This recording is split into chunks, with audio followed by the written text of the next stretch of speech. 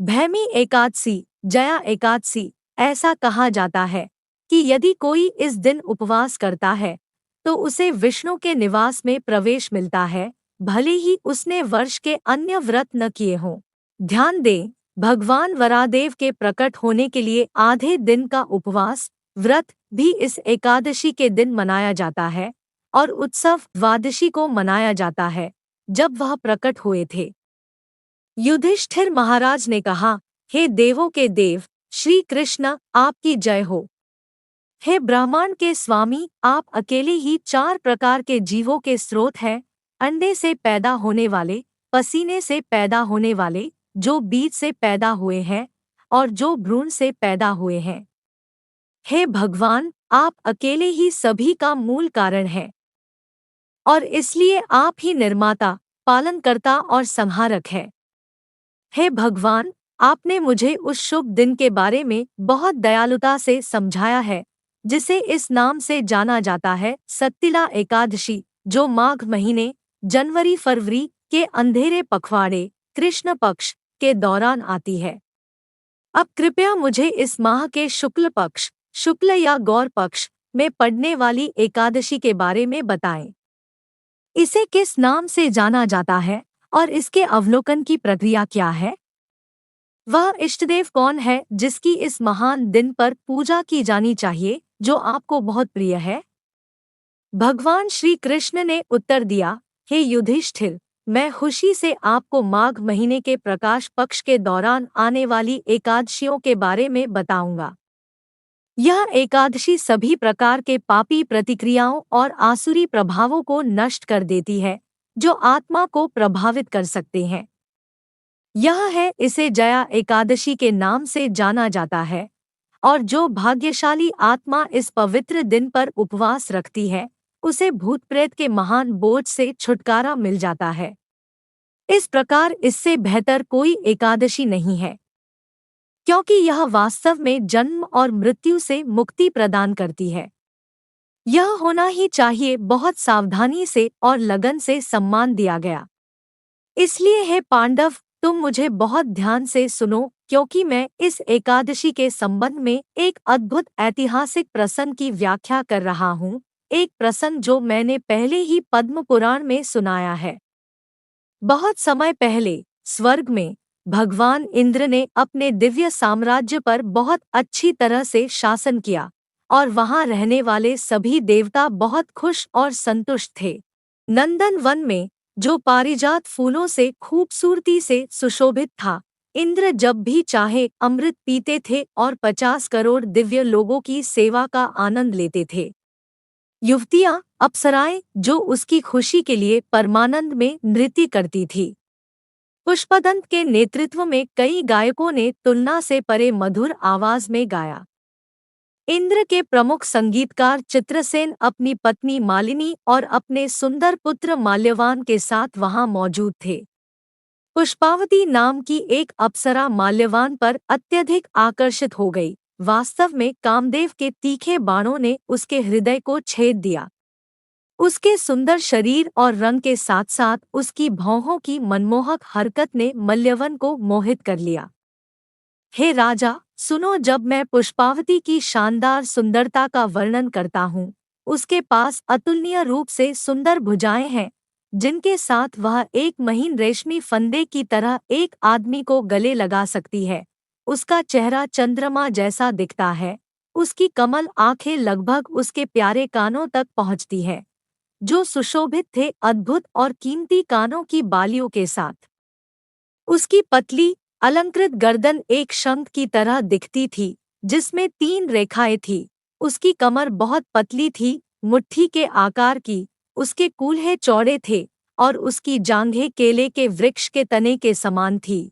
उसकी स्वाभाविक रूप से सुंदर विशेषताएं भव्य आभूषणों और परिधानों से पूरित थी। उसके स्तन अत्यधिक उभरे हुए थे, जो उसकी युवावस्था पर जोर दे रहे थे, और उसके पैरों को देखने का मतलब नए उगे लाल कमलों को देखना था। पुष्पवती को उसकी संपूर्ण स्वर्गीय सुंदरता में देखकर माल्यवान तुरंत मोहित हो गया। वे मंत्रमुग्ध गायन और नृत्य द्वारा भगवान इंद्र को प्रसन्न करने के लिए अन्य कलाकारों के साथ आए थे, लेकिन क्योंकि वे एक दूसरे के प्रति इतने आसक्त हो गए थे, कामदेव के बाणों द्वारा हृदय को छेद दिया गया था, वासना का प्रतीक, वे ठीक से गाने या नृत्य करने में पूरी तरह से असमर्थ थे स्वर्गीय लोकों के स्वामी और स्वामी के सामने। उनका उच्चारण गलत और लय लापरवाह थी। भगवान इंद्र को तुरंत त्रुटियों का स्रोत समझ में आ गया। संगीत प्रदर्शन में कलह से आहत होकर वह बहुत क्रोधित हो गया और चिल्लाया, तुम बेकार मूर्ख हो। तुम एक दूसरे के प्रति मोह में डूबकर मेरे लिए गाने का नाटक करते हो। तुम मेरा मजाक उड़ा रहे हो। मैं तुम दोनों को शाप देता हूँ कि तुम आगे से इसी प्रकार कष्ट भोगो, पिशाचास, पति और पत्नी के रूप में सांसारिक क्षेत्रों में जाएं और अपने अपराधों की प्रतिक्रिया प्राप्त करें। इन कठोर शब्दों से आहत होकर माल्यवान और पुष्पावती तुरंत उदास हो गए और स्वर्ग के राज्य में सुंदर नंदना वन से पृथ्वी ग्रह पर हिमालय की चोटी पर गिर गए, बेहद व्यथित। और भगवान इंद्र के प्रभाव से उनकी दिव्य बुद्धि बहुत कम हो गई भयंकर अभिशाप के कारण। उन्होंने अपनी स्वाद और गंध की अनुभूति और यहाँ तक कि स्पर्श की अपनी अनुभूति खो दी। हिमालय की ऊंची चोटियों और बर्फ पर इतनी ठंड थी कि वे नींद की विस्मृति का आनंद भी नहीं ले सके। लक्ष्यहीन रूप से इधर-उधर घूम रहे थे। वहां उन कठोर ऊंचाइयों पर माल्यवान और पुष्पवती को एक क्षण से दूसरे क्षण तक अधिक से अधिक कष्ट सहना पड़ा। यद्यपि वे एक गुफा में स्थित थे, बर्फबारी और ठंड के कारण उनके दांत लगातार बज रहे थे और भय और घबराहट के कारण उनके रोंगटे खड़े हो गए थे। इस अत्यंत विकट परिस्थिति में माल्यवान ने पुष्पावती से कहा, हमने ऐसे कौन से घृणित पाप किए हैं कि हमें इन पिशाच शरीरों में इस असंभव वातावरण में कष्ट भोगना पड़ रहा है। यह बिल्कुल नारकीय है। हालांकि नर्क बहुत क्रूर है, फिर भी हम यहाँ जो कष्ट सह रहे हैं वह और भी घृणित है। इसलिए यह पूरी तरह से स्पष्ट है कि किसी को कभी भी पाप नहीं करना चाहिए, और इसलिए निराश प्रेमी बर्फ और बर्फ में आगे बढ़ गए। हालांकि उनके महान सौभाग्य से ऐसा हुआ कि उसी दिन सर्व शुभ जया भैमी एकादशी थी, माघ महीने के प्रकाश पखवाड़े की एकादशी। अपने दुख के कारण उन्होंने कोई भी पानी पीना, किसी भी शिकार को छोड़ना या यहाँ तक कि उस ऊंचाई पर जो भी फल और पत्तियां उपलब्ध थी उन्हें खाना भी नजरअंदाज कर दिया। उन्होंने अनजाने में सभी भोजन से पूरी तरह से उपवास करके एकादशी का पालन किया। दुख में डूबे माल्यवान और पुष्पवती एक पीपल के पेड़ के नीचे गिर गए और उठने की कोशिश भी नहीं की। उस समय तक सूर्य अस्त हो चुका था। रात दिन से भी अधिक ठंडी और अधिक कष्टदायक थी। वे ठंडी बर्फबारी में कांप रहे थे क्योंकि उनके दांत एक साथ बज रहे थे, और जब वे सुन्न हो गए तो उन्होंने गर्म रहने के लिए गले लगा लिया। एक दूसरे की बाहों में बंद होकर वे न तो नींद का आनंद ले सके और न ही सेक्स का। इस प्रकार वे देव इंद्र के शक्तिशाली श्राप के तहत पूरी रात पीड़ित रहे। फिर भी हे युधिष्ठिर, संयोगवश अनजाने में जया एकादशी के व्रत की कृपा से, और क्योंकि वे पूरी रात जागते रहे थे, वे धन्य थे। कृपया सुने कि अगले दिन क्या हुआ। जैसे ही द्वादशी हुई, माल्यवान और पुष्पावती ने अपने राक्षसी रूप त्याग दिए थे और एक बार फिर चमकदार आभूषण और उत्तम वस्त्र पहने हुए सुंदर स्वर्गीय प्राणी बन गए थे। जैसे ही वे दोनों आश्चर्य से एक दूसरे को देख रहे थे, एक दिव्य विमान उनके लिए मौके पर आया। स्वर्गीय का एक कोरस जैसे ही सुधारित जोड़े ने सुंदर विमान में कदम रखा और सभी की शुभकामनाओं से उत्साहित होकर सीधे स्वर्गीय क्षेत्रों के लिए आगे बढ़े। निवासियों ने उनकी प्रशंसा की। जल्द ही माल्यवान और पुष्पावती भगवान इंद्र की राजधानी अमरावती पहुँचे और फिर वे तुरंत उनके सामने चले गए भगवान इंद्रदेव, और उन्हें हर्षोल्लास के साथ प्रणाम किया। भगवान इंद्र यह देखकर चकित रह गए कि वे बदल गए थे, अपनी मूल स्थिति और स्वरूप में वापस आ गए थे। क्योंकि उन्होंने उन्हें अपने दिव्य साम्राज्य से बहुत नीचे राक्षसों के रूप में पीड़ित होने का श्राप दिया था। इंद्रदेव ने उनसे पूछा, तुमने ऐसे कौन से असाधारण पुण्य कर्म किए हैं कि मेरे शाप देने के बाद तुम इतनी जल्दी अपना पिशाच शरीर त्याग सके? तुम्हें मेरे अमोघ श्राप से किसने मुक्त किया? माल्यवान ने उत्तर दिया, हे भगवान, यह भगवान के परम व्यक्तित्व भगवान श्री कृष्ण वासुदेव की अत्यधिक दया और जया एकादशी के शक्तिशाली प्रभाव से था कि हम पिशाच के रूप में अपनी पीड़ा की स्थिति से मुक्त हो गए। यह सत्य है, हे गुरु, क्योंकि हमने भगवान विष्णु की भक्ति सेवा, यहाँ तक कि अनजाने में अज्ञात सुकृति द्वारा उनके सबसे प्रिय दिन का पालन करके की, हम खुशी से अपनी पूर्व स्थिति में बहाल हो गए हैं। तब इंद्रदेव ने कहा, क्योंकि तुमने एकादशी का व्रत करके परम भगवान श्री केशव की सेवा की है, इसलिए तुम मेरे लिए भी पूजनीय हो गए हो, और मैं देख सकता हूँ कि अब तुम पाप से पूरी तरह शुद्ध हो गए हो। जो कोई भी भगवान श्री हरि या भगवान की भक्ति सेवा में संलग्न होता है, शिव मेरे लिए भी वंदनीय और पूजनीय हो गए, इसमें कोई संदेह नहीं है। तब भगवान इंद्रदेव ने माल्यवान और पुष्पावती को एक दूसरे का आनंद लेने और अपनी इच्छानुसार अपने स्वर्गीय ग्रह पर घूमने की खुली छूट दी।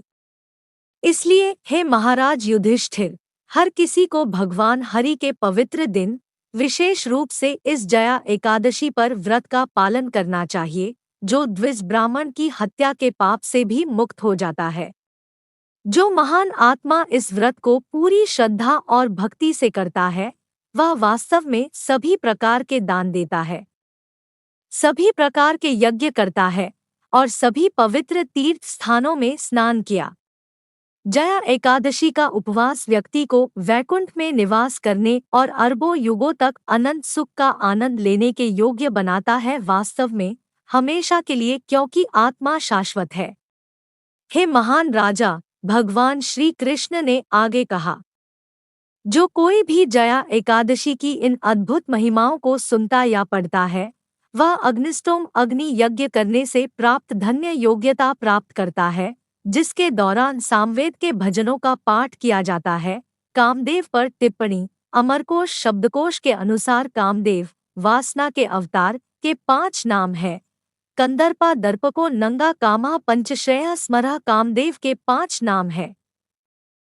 1. कामदेव। 2. दार्पका, वह जो भविष्य की घटनाओं को रोकता है। 3. अनंग, वह जिसका कोई भौतिक शरीर नहीं है। 4. काम, वासना का मूर्त रूप। और 5. पंचश्रिय, वह जो 5 तीर रखता है। कंदर्प। भगवद गीता के 10वें अध्याय में भगवान श्री कृष्ण कहते हैं, प्रजानाश कास्मि कंदर्पा, प्रजन के कारणों में से मैं कंदर्प हूँ। कंदर्प शब्द का अर्थ बहुत सुंदर भी है। कंदर्प द्वारका में भगवान कृष्ण के पुत्र प्रद्युम्न के रूप में प्रकट हुए थे। दर्पक, यह नाम इंगित करता है कि कामदेव समझ सकते हैं कि क्या होने वाला है और इसे होने से रोक सकते हैं। विशेष रूप से वह बाधा डालने की कोशिश करते हैं, किसी के मन को लुभाकर और उसे जबरन भौतिक इंद्रिय भोग में उलझाकर शुद्ध आध्यात्मिक गतिविधि। अनंग, एक बार जब कामदेव ने भगवान शिव के ध्यान को परेशान किया, तो उस शक्तिशाली देवता ने उन्हें कामदेव को जलाकर राख कर दिया। फिर भी शिव ने कामदेव को आशीर्वाद दिया कि वह भौतिक शरीर के बिना भी दुनिया में एक भूत की तरह कार्य करेगा। भगवान श्री कृष्ण कहते हैं, धर्म विरुद्धो भूतेषु कामोस्मि, मैं यौन जीवन हूँ जो धार्मिक के विपरीत नहीं है। सिद्धांत। पंचश्रीरः, 5 बाण जिनसे कामदेव जीवों के मन को छेदते हैं, वे हैं स्वाद, स्पर्श, ध्वनि, गंध और दृष्टि। ये सशक्त देव कामदेव के 5 नाम हैं, जो सभी जीवित प्राणियों को मोहित करते हैं और उनसे जो चाहे करवाते हैं। गुरु और कृष्ण की कृपा प्राप्त किए बिना कोई उनकी शक्ति का विरोध नहीं कर सकता। इस प्रकार भविष्योत्तर पुराण से माघ शुक्ल एकादशी या जया एकादशी की महिमा का वर्णन समाप्त होता है,